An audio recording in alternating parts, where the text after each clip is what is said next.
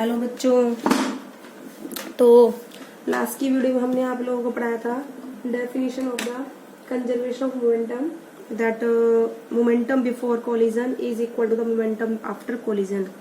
आज हम उसी टॉपिक की मैथमेटिकल फॉर्म को डिराइव करेंगे कि किस तरीके से जो हमारा कंजर्वेशन ऑफ मोमेंटम है उसकी मैथमेटिकल फॉर्म को हम कैसे डिराइव करेंगे। ठीक है, आज की वीडियो में हम आपको ये बताएंगे। तो जो हमने डायग्राम ड्रॉ करा था लास्ट की वीडियो में, हम उसको दोबारा ड्रॉ करेंगे एक बार आपको समझाने के लिए। तो आप मानिए इसमें लिखे कंसीडर टू बॉडीज। हमने दो बॉडीज मानी। क्या था कंजर्वेशन ऑफ मोमेंटम? यही तो था कि कोई भी हमारे पास सिस्टम है, कोई भी सिस्टम है हमारे पास, तो उसका टोटल मोमेंटम बिफोर कोलिजन क्या होगा, टोटल मोमेंटम आफ्टर कोलिजन उस सिस्टम का।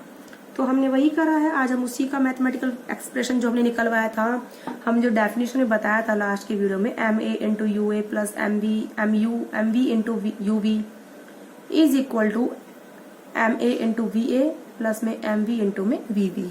तो इस तरीके से जो टोटल वेलोसिटीज हमने क्या कराई थी, टोटल मोमेंटम हमने क्या करा था, कंजर्व था, उसकी मैथमेटिकल फॉर्म हमने लिखी थी। तो हम उसका क्या करेंगे, एक्सप्रेशन निकालेंगे। ठीक है, तो consider two bodies,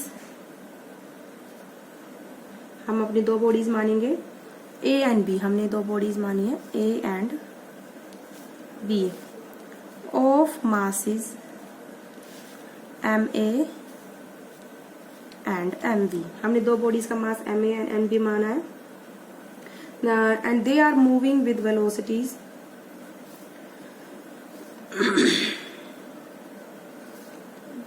they are moving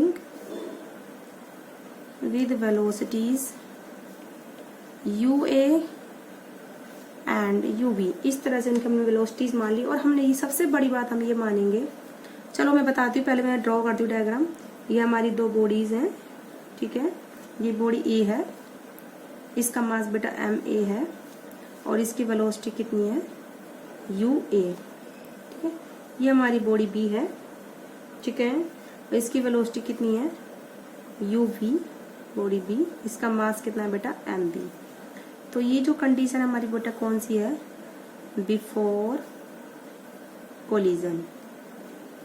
ठीक है, इस तरीके से अब जब बॉडी इंटरेक्ट करेंगी, तो इंटरेक्ट कब करेंगी, वेलोसिटी ए की ज्यादा होनी चाहिए वी की। बॉडी बी से ए कब टकराएगी, जब वेलोसिटी वी की, जो बॉडी बी है उसकी कम हो और ए की क्या हो, ज्यादा हो। तो हमने ये माना है let velocity of body A is greater than the velocity of body B. तो मैंने लिखा है let U A is greater than U B. ठीक है, जिससे कि हमारा क्या हो सके, टू बॉल्स कोलाइड कर सके। ठीक है, तो जब बॉडी ए बी से कोलाइड करेगी तो ये दोनों क्या हो जाएंगे, स्टिक हो जाएंगे एक दूसरे से कुछ टाइम के लिए। तो उस टाइम पर जब बॉडी ए बी से कोलाइड करेगी, तो बॉडी ए बी से कोलाइड करेगी तो फोर्स लगाएगी बॉडी ए ऑन बी। तो इसको बोलते हैं बेटा, सफिक्स में मैंने लगाया सिंबल ए और बी, तो force on body A due to B. तो रिटर्न में न्यूटन थर्ड लॉ क्या बोलता है, जब भी कोई बॉडी, एक बॉडी दूसरे पर फोर्स लगाती है तो दूसरी भी पहली पर फोर्स लगाएगी उतना ही। और किस में लगाएगी बेटा, अपोजिट डायरेक्शन में लगाएगी। तो इस एरो को आप इस तरीके से बनाइए। ठीक है, तो बॉडी बी ने भी फोर्स लगाया, किस पर, ए पर लगाया है। तो force on body A due to B. ठीक है, तो इस तरीके से बेटा मैंने जो, एक मिनट, मैंने शायद यहाँ पे एक थोड़ी सी गड़बड़ कर दी है, ये है गड़बड़, छोटी हल्की सी मुझसे मिस्टेक हो गई है। तो बॉडी जो ए है उसने बी पर फोर्स लगाया जब वो कोलाइड करी, तो यहाँ पर हमारी क्या स्टेटमेंट होगी, फोर्स ऑन बॉडी बी। लगा किस वजह से बेटा, बॉडी ए की वजह से हमारा फोर्स लगा है, तो force on body B due to A. ठीक है, ये स्टेटमेंट यहाँ पर इस तरीके से हमको करेक्ट करनी पड़ेगी। एक सेकंड। तो बेटा इस तरीके से है ये कि जब बॉडी ए कोलाइड करी बी से, तो बॉडी ए लगाएगी बी पर फोर्स, बॉल ए लगाएगी बी पर फोर्स। तो फोर्स ऑन बॉल बी किसने लगाया, ए ने, तो ड्यू टू ए। तो न्यूटन का थर्ड लॉ बोलता है जब ए बॉल ने बी पर फोर्स लगाया तो बी भी किस पर लगाएगी, ए पर। तो बी भी किस पर लगाएगी, ए पर, और कितना लगाएगी, बराबर लगाएगी और अपोजिट डायरेक्शन में लगाएगी। तो बॉडी जो बॉडी कह लो या फिर बॉल जो बी है, ए पर फोर्स लगाएगी इस अपोजिट डायरेक्शन में लगाएगी तो force on ball A due to B. ठीक है, इस तरीके से हमने इन सिंबल्स को लिखा है। ये कंडीशन है बेटा ड्यूरिंग इंटरेक्शन, जब ये दोनों बॉडी आपस में क्या करें, इंटरेक्ट करें। तो जैसे ही इंटरेक्ट करेंगी आपस में एक दूसरे से, फिर थोड़ी देर बाद ये अलग हो जाएंगी, just after a few time.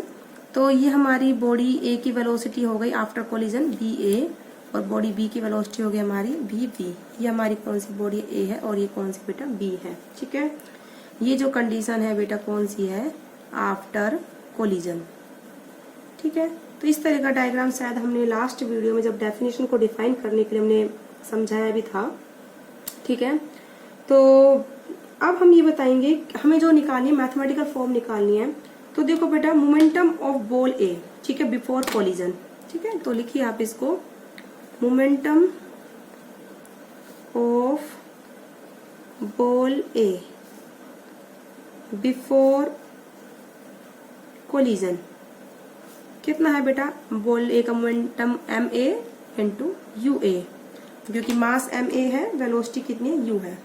अब है momentum of ball A after collision, ball A का मास एम ए है, वेलोसिटी लेकिन कितनी है, वी ए। आफ्टर कोलिजन हमारी वेलोसिटी चेंज हो गई थी। ठीक है, अब लिखोगे बेटा आप change in momentum, change in momentum. तो चेंज इन मोमेंटम कितना होगा बेटा, final momentum minus initial momentum. Final कितना है, M A V A minus initial momentum M A U A. क्या है बेटा initial momentum, M A into U A, और फाइनल मोमेंटम कितना है बेटा, M A into V A. ठीक है, final momentum M A into B A minus initial momentum M A into U A. Clear है, that is the change in momentum. अब लिखोगे आप बेटा rate of change of momentum, rate of change of momentum of ball A.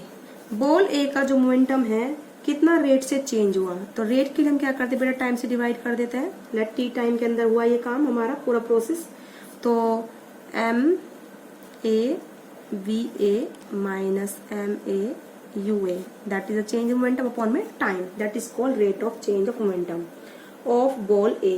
अब आपको पता है Newton के सेकंड लॉ की डेफिनेशन क्या है, rate of change of momentum क्या कहलाता है, फोर्स। क्या कहलाता है, फोर्स। ठीक है, तो आप लिख सकते हो according to Newton second law, according to Newton's second law. Newton's का सेकंड लॉ क्या कहता है बेटा, बॉडी ए का मोमेंटम चेंज हुआ है तो ये क्या हुआ बेटा, बॉडी ए का फोर्स हुआ, force on body A due to B कहलाएगा ये। तो इसमें से हम एम ए कॉमन ले लेंगे। ठीक है, तो V A minus U A upon में T, that is the force on body A due to B. ठीक है, अब आप सिमिलरली बॉडी बी के लिए आप लिख सकते हो, निकाल सकते हो बेटा, बॉडी बी का आप क्या निकाल सकते हो, बॉडी बी का जो हम निकालेंगे according to Newton second law, rate of change of momentum निकालेंगे। आप चाहो तो आप यहीं से भी कर सकते हो कि rate of change of momentum of body B. सिर्फ हमें क्या करना पड़ेगा, ए की जगह बी को पुट करना पड़ेगा और बी की जगह ए को पुट करना पड़ेगा। ठीक है, तो आप लिख सकते हो सिमिलरली, ठीक है, rate of change of momentum of ball B,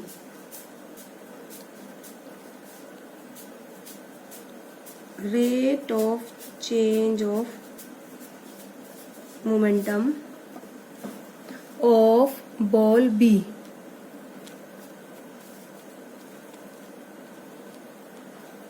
ball B का मोमेंटम कितना चेंज हुआ। ठीक है, तो बॉल ए की मास जगह बॉल बी का मास, वेलोसिटी कितनी है फाइनल बी बी, और minus initial momentum ball B का मास एम बी, वेलोसिटी कितनी है यू बी, अपॉन में कितना है बेटा time, that is the rate of change of momentum of ball B. और rate of change of momentum बेटा क्या कहलाता है, rate of change of momentum कहलाता है बेटा इक्वल टू द फोर्स। तो वो क्या कहलाया जाएगा बेटा, फोर्स ऑन बॉडी बी। जो मोमेंटम हमारा बॉल बी का चेंज हुआ है that is called the force on ball B, ठीक है, ड्यू टू ए।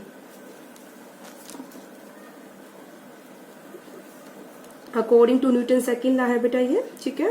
तो force on B due to A is equal to, हम यहाँ से अपना मास कॉमन ले लेंगे, एम वी मैंने कॉमन ले लिया, final velocity minus initial velocity upon time. Clear है। अब थर्ड लॉ ऑफ मोशन क्या बोलता है, every action is equal and opposite reaction according to Newton's third law. According to Newton's third law क्या होता है, अगर बॉडी ए ने फोर्स लगाया है बी पर, इक्वल होगा, और अपोजिट के लिए हमने माइनस साइन यूज कर दिया, बॉडी बी पर ड्यू टू ए, ठीक है। तो force on body A due to B equal होगा force on body B due to A. Body A ने बी पर फोर्स लगाया, इक्वल होगा बॉडी बी ने ए पर फोर्स, बॉडी बी पर फोर्स लगाया ड्यू टू ए, ठीक है, और अपोजिट के लिए हमने क्या साइन यूज करा है, माइनस। तो force on A due to B, force on B due to A क्या होंगे, बराबर, ठीक है। और हमारा एफ ए बी बेटा किसके इक्वल है, देखिए यहाँ पर एफ ए बी हमारे इक्वल है M A into B A minus U A upon में टी, ठीक है। तो एफ ए बी हमारा हो जाएगा M A into B A minus का यू ए अपॉन में T equal to minus sign, body F B A हमारा यहाँ से पुट कर दो बेटा, M V V V minus U V upon में टी। क्लियर है। आप इस तरीके से कर सकते हो, ठीक है, या आप इसको इक्वेशन, ऐसी कोई जरूरत नहीं इक्वेशन की, आप simply F A B and F B A की वैल्यू क्या कर दो, पुट कर दो। अब देखो बेटा टी से टी कट जाएगा, ठीक है, इस तरीके से कट जाएगा, और इस एम को अंदर मल्टीप्लाई कर दो, M A B A minus का एम ए यू ए, इसको अंदर मल्टीप्लाई करो माइनस के साथ, minus M V V V minus minus plus M V U V, ठीक है। आई होप आप लोगों को अच्छे से समझ में आया होगा।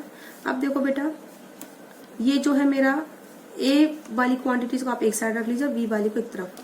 देखो बेटा, इनिशियल यानी क्वांटिटीज, इनिशियल हमारी वेलोसिटी यू ए है, और इनिशियल वेलोसिटी कितनी, यू वी, इस यू वी को इधर ले आओ बेटा, माइनस का M A into U A, और जब ये एम वी यू वी जाएगा इधर तो ये माइनस में हो जाएगा, प्लस का है बिकॉज राइट हैंड साइड में, ये लेफ्ट हैंड साइड में आएगा तो माइनस में हो जाएगा। Similarly M A V B, sorry M A B A इधर जाएगा तो माइनस में, M A B A minus M V B, minus sign common ले लो, M A U A plus M V equal to, minus common लिया, M A B ए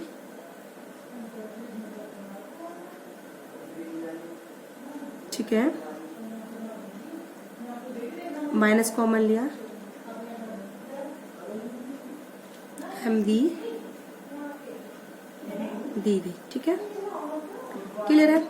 अभी minus sign हमारा cut जाएगा। देखो बेटा, एम ए यू ए किसका momentum है, बॉडी ई का, ए का, और एम बी यू बी किसका मोमेंटम है, बॉडी बी का। तो M A U A plus M B U B, और एम ए बी ए किसका मोमेंटम है, बॉडी ए का after collision. M B B V किसका मोमेंटम है, बॉडी बी का मोमेंटम आफ्टर कोलिजन, ठीक है।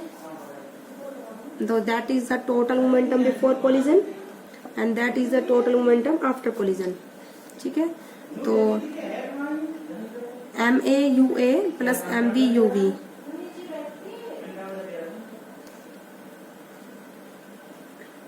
क्या है बेटा, ये total momentum before collision,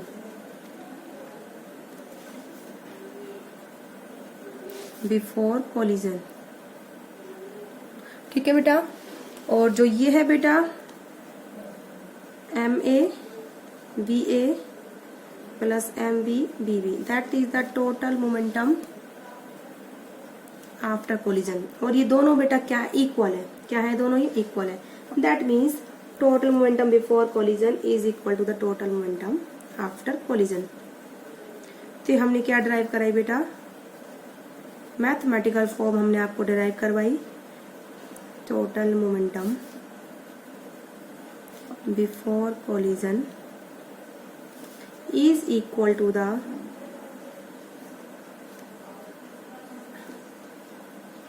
total momentum after collision.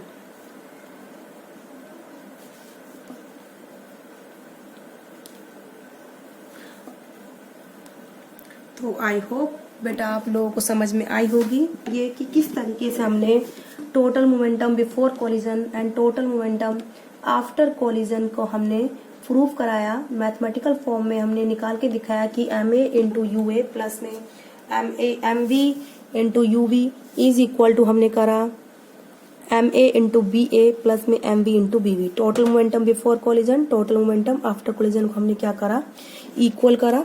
तो आई होप आप लोगों को समझ में आया होगा। थोड़ा सा ये टफ है 9th के हिसाब से क्योंकि इसमें डेरिवेशन है बेटा थोड़ा सा, तो बट आप लोग समझोगे तो अच्छे समझ में आएगा। अगर कोई प्रॉब्लम हो तो आप लोग मुझसे पूछ सकते हो, नो प्रॉब्लम।